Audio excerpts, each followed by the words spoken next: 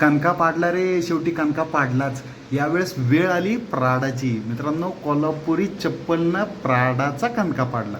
प्राडानं काय केलं, कोल्हापुरी चप्पल डायरेक्टली त्यांच्या फॅशन शोमध्ये उतरवली आणि ती चप्पल डायरेक्टली 1.5 लाखाला सांगितली. That's a Prada stall. Prada. Okay. तर मग आपल्या इथल्या लोकांनी काय केलं, बरोबर त्यांची ठोकली केस.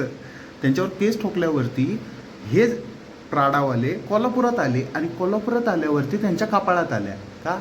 ऑलरेडी आपल्या माणसांची जी संस्कृती, आपल्या महाराष्ट्राची जी संस्कृती होती, दशकं चालत आलेली, ती त्यांना दिसली की हे रे बाबा, तिकडं आम्ही जे बनवलं आहे, जे आमच्या डिझाईन टीमने आम्हाला बनवून दिलं आहे, ते चोरलं आहे रे, शेवटी ढापलं आहे.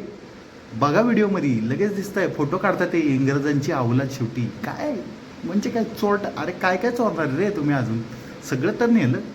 शेवट काय, शेवट आमच्याकडनंच निकाल असणार. शेवटी कणका पडला ते प्राडाचाच.